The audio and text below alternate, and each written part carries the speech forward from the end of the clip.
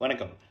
நமக்கு எண்கணி ஞானத்தையும் வேத ஜோதிட ஞானத்தையும் ஆன்மீக ஞானத்தையும் வழங்கிய அனைத்து குருமார்களுக்கும் நன்றி. என்ற அதே வேளையில் இது ஒரு ஜோதிட விளக்க வீடியோ விருப்பம் இல்லாதவங்க கடந்து போயிடலாம். சரி, சற்று முன்பு வந்த ஒரு ஜாதகம், இன்றைக்கு காலையில் வந்த ஃபர்ஸ்ட் ஜாதகம் பார்த்து கொஞ்சம் ஆப்செட். என்னது அப்படின்னா, புத்திர சோகம் அப்படின்ற ஒரு விஷயத்த எங்கேயுமே நம்ம பேசுனதில்லை. வழக்கமாக நம்மக்கிட்ட வர்ற ஜாதகத்தோட அடிப்படையில் தான் அடுத்தடுத்த விஷயங்களை பேசுகிறோம் அப்படின்றது உங்களுக்கு தெரியும். சரி, ஜாதகத்தை அப்பாவோட ஜாதகம் போட்ட உடனே பையனோட ஜாதகம் தேவைப்படுது அப்படின்னு சொல்லி கேட்டிருந்தேன். அப்போ பையனோட ஜாதகமும் பார்த்த உடனே அந்த ஜாதகத்தில் சில விஷயங்கள் சரியா இல்லையே, நெகட்டிவாக இருக்கிற மாதிரி இருக்கே அப்படின்னு சொன்ன உடனே அப்போ அவங்க அப்பா சொல்லியிருந்தார். அவங்க அந்த தந்தை, அந்த பர்சன் சொன்னார், ஆமாம் ஏற்கனவே நான் கேள்விப்பட்டிருக்கேன், சரி சொல்லியிருக்காங்க அப்படின்னு ஒரு அளவுக்கு இருந்தனால எனக்கு சமாளிக்கிற முடிகிற அளவுக்கு இருந்தது. சரி, புத்திர சோகம்னா என்னது? ஒரு குறிப்பிட்ட வயதில் ஒரு அப்பாவோ ஒரு அம்மாவுக்கோ ஒரு குறிப்பிட்ட வயது வரைக்கும் தன் குழந்தையை இழக்கக்கூடிய அமைப்பு அந்த ஜாதகத்தில் இருக்கிறதே புத்திர சோகம்.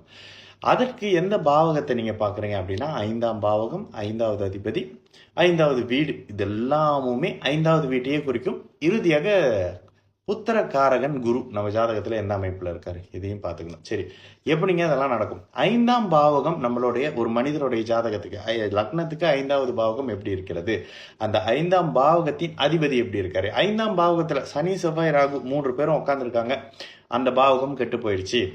அதுக்கப்புறம் இந்த சனி செவ்வாய் ராகு இதில் யார் லக்ன பகையாளியாக இருந்து தசை நடத்த போகிறாங்க, 6வது அதிபதியோ 8வது அதிபதியோ விரைய அதிபதியோ இருந்து தசை நடத்துகிறாங்க அப்படின்ற பட்சத்தில் புத்திர விரயம் ஏற்படும், புத்திரனின் மூலியமான சோகம் ஏற்படும். ஓகேங்களா? இந்த இப்போ ரீசன்ட்லி கேட்டனால ஒரு டல் என் வாய்ஸ்லேயே இருக்கிறது எனக்கே தெரியுது. ஸோ இப்படி தான் இருக்கும். இதுக்கு ஒருவரோட ஜாதகமே போதுமா? நிச்சயமாக நம் வீட்டில் ஒருவர் பிரிய போறாரு அப்படின்ற ஜாதகம் நம்ம குடும்பத்தில் எல்லார் ஜாதகத்திலையுமே பதிவு பண்ணப்பட்டிருக்கும். அப்பாவுக்கு பிள்ளை இடங்கள்ல, அப்பாவுக்கு பிள்ளைக்கான பாவகத்திலையும், பிள்ளைக்கு தானே விரயமாகக்கூடிய அமைப்பும், அம்மாவுக்கு பிள்ளை அமைப்பும், சகோதரர்களுக்கு சகோதர விரய அமைப்பும், இதனோடு சேர்ந்து கோச்சார ஜென்ம சனி அஷ்டம சனி அமைப்பும் வீட்டை சோகமாகவே வச்சிருக்கணும். அடுத்து ஒரு 8 மாதத்துக்கு ஒரு மாதிரியா ஒரு மனதை வலிக்க வைக்கிற மாதிரி ஒரு சுச்சுவேஷன்ல இருக்கணும். இதுக்கெல்லாமும் நம்ம குடும்பத்தில் எல்லாரோட ஜாதகத்திலும் பதிவு பண்ணப்பட்டிருக்கக்கூடிய ஒரு அமைப்பாக இருக்கும். ஓகேங்களா?